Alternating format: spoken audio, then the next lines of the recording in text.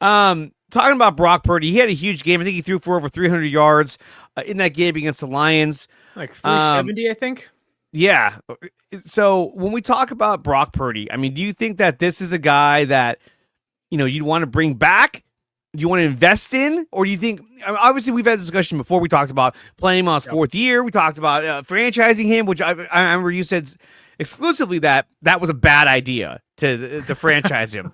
But before we get to that, let's go to an interview with Brock Purdy in the locker room, and this is what he had to say about staying with San Francisco. Like contract talk, which is that a lot of people out there are debating Brock Purdy. He's the greatest. He's the worst. He's it's a big subject now. How good you are. And so, what are you asking? Sorry. Are you? Good. You pay attention to that noise, and how do you feel about it being the subject of all that I mean, debate? It's there, and obviously just based off of how this year has gone, that's been conversations and the talking points and things like that. But I mean, if you take a step back and realize what has been done the last couple of years, if we're talking about me and my story, like being drafted last and then coming in and helping the team win and reach some pretty big heights. That's something that I can fall back and look on and be like, okay, that's what I've done. And obviously not just by myself. I've had a great supporting cast and everything, and I'm very thankful for that. This year was tough, but like I said, dude, I really do believe that this all happened, and I can grow so much from it and continue to grow into the quarterback that I want to be. And I just turned 25 years old. I feel like there's a lot of areas and improvement that I can have within my game, and I know I can get to, so I'm confident in that. So we'll see what happens. Everybody has their own opinion, and that's okay. But for me, I know who I am and what my purpose in life is and what I can do for this organization, and that excites me more than anything. So he talked a little bit about that, and he wants to be here. He wants to be here for a long haul. He also mentioned in another interview that he wants to get this deal done as soon as possible so that he could be there for OTAs. I also heard word that if the deal doesn't get done, he won't attend OTAs, which is like, here we go again. This is the whole Bennett and I saga, but now it's a quarterback. Do you think that Brock Purdy, is this the guy that you would invest in? You would say, hey, look, I'm going to give you the contract you're looking for. Is this the guy that you say, hey, look, I've seen enough of his play that makes me believe that this is the guy I want to stick with, for the long haul? Yes, but I think there's a hard cap as to what I'm willing to spend for Brock Purdy. I think fans aren't always honest with themselves when it comes to the quarterback market. Brock Purdy, well, yes, can have an asking price, and San Francisco can say, we're not going to pay you that.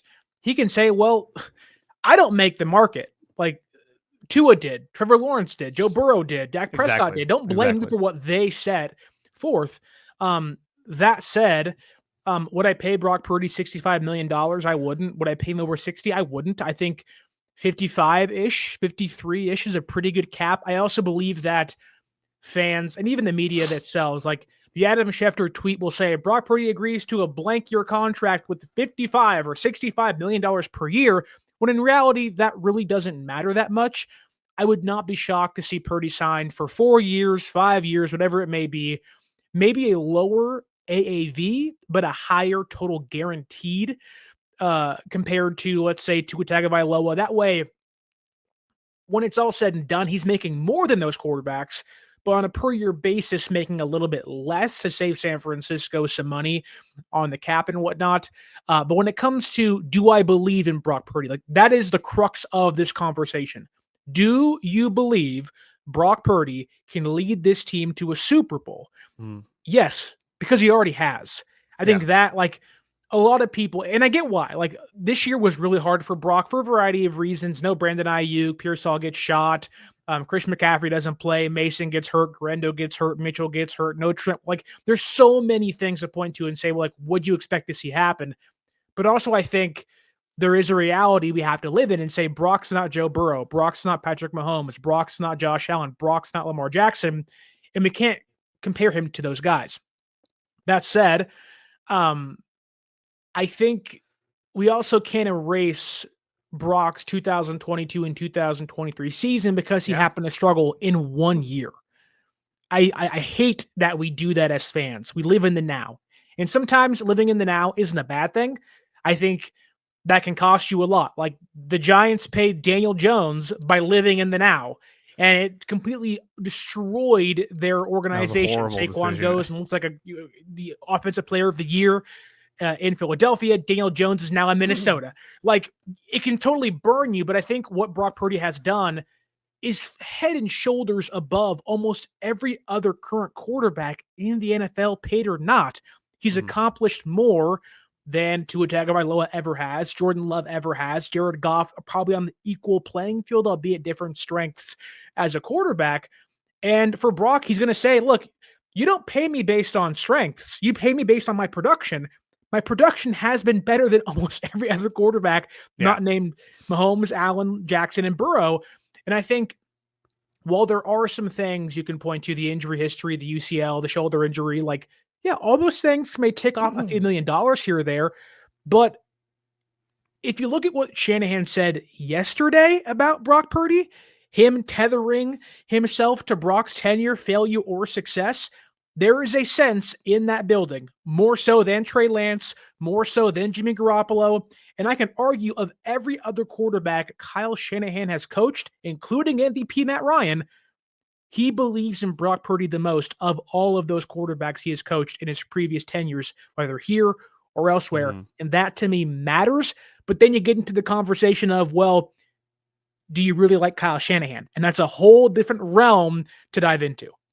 And that's a realm that I think a lot of people love to dive into. Is let's talk about Kyle Shanahan. Let's talk about Kyle. It's a crutch. It really is a crutch. It is, and he's not going anywhere. I don't think he did anything this year that would make me say, "That's it, I'm done. Get him out of here."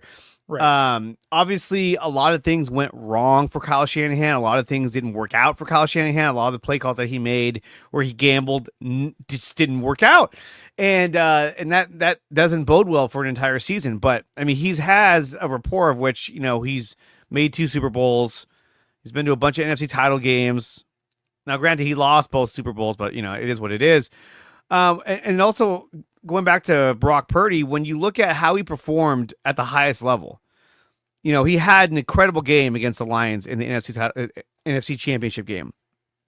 He had a great second half against the Packers in the divisional round. I thought he played extremely well in the Super Bowl, nearly leading them down the field to score a touchdown in overtime. And this is a guy who was Mr. Irrelevant. I mean, I think people forget, like, dude, this is incredible what this guy is doing. Most Mr. Irrelevant players you don't even hear from them. They don't even make the team. So it's pretty incredible what this guy has been able to do and the stats that he's been able to put up. I mean, earlier in the season, he was leading the league in passing yards. And everybody's like, oh, Brock's not the same. His numbers said otherwise. So it's kind of like, I don't know what you want to, like it's either got to be great or it's not good enough. And that's the problem with a lot of the fans and even content creators as well. But hey, everyone's got to do their thing and that's fine. But personally, I think that, I want to keep Brock here because what are your options? Are you going to try to draft a quarterback with the 11th pick in the draft? Probably not. This quarterback class is not good. No. And are you going to try to push for Tanner Mordecai? Are you going to try to go out and get Kirk Cousins? Are you going to go out and try Aaron Rodgers? Oh, that'd be the worst thing in the world. So somehow he would manage to get Kyle Shanahan fired mid-season. I was like, oh my God. What's happening? A party every day in that locker room, and you think Nick Bosa sounds checked out now? Imagine him on ayahuasca after games. It'd be insane. Insane. And then not only that, but like if you went out and got Aaron Rodgers as your quarterback for this next season, then Robert Saleh's like, yo, I'm out. I'm not coming here. Can you imagine? He's gonna show up trying to give him a hug. He's gonna push him away again. Oh my God. It's unbelievable.